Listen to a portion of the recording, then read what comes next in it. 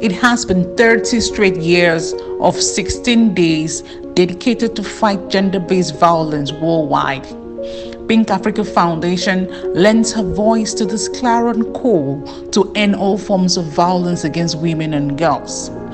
We in our space choose to center the curtains on all forms of violence against women and girls diagnosed with any form of cancer. This narrow space is often overlooked in the 16 days campaign as more emphasis is made on physical, emotional, verbal, or a combination of forms of violence in apparently healthy women or in women in the face of conflict, war, or any form of crisis. In 2021, the campaign is focused on issues of femicide or gender-related killings of women.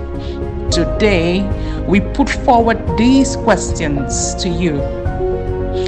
How many women diagnosed with cancer have been fast-tracked to the dark corridors of death because they have to deal with the disease, they have to deal with emotional, physical violence at home, or sometimes a combination of both, from family and friends, spouse and caregivers who are supposedly meant to show love and empathy. There is a dearth of data on interpersonal violence suffered by cancer patients because the cancer patient thinks it should be suppressed, it should be ignored, or the treatment is incomparable to the burden of the disease, and speaking out is seen as a taboo in most climes, hence the culture of deafening silence. How many women and girls diagnosed with cancer have been abandoned to fate because of out-of-pocket expenditure for treatment of cancer? These expenditure will eventually hamper progress of some activities, or maybe education of one child, or upkeep of the other, or any other family member. Economic violence sprouts, and the right to life is denied. Intimate partner abuse has been reported in more than 55% of women diagnosed with cancer, with majority abandoned to fate. These brave women eventually survive the mayhem called cancer, sandwiched with partner violence, and they stand tall as our living legends today.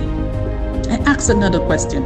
How many women diagnosed with cancer have to deal with workplace violence and have lost their jobs once news of the illness becomes public, even though they are not yet incapacitated by the disease? These women have had to deal with the burden of isolation, loss of means of livelihood, as well as the burden of the disease, uncertainties and the feeling of hopelessness, in addition to the absence of health insurance for women-related cancers across many parastatals, still plagues the globe. Hence the need for us all to speak out against workplace violence. Interestingly, workplace violence has escalated during the lockdown and for many reasons comfortably ascribed to the COVID-19 pandemic. Violence in the workplace remains a palpable menace, not exclusive to cancer patients. However, women are the worst hit.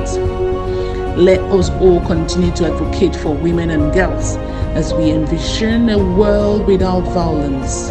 Let us all stand against all forms of violence against women and girls who have been diagnosed with any form of cancer. I am the Pink Lady of Africa.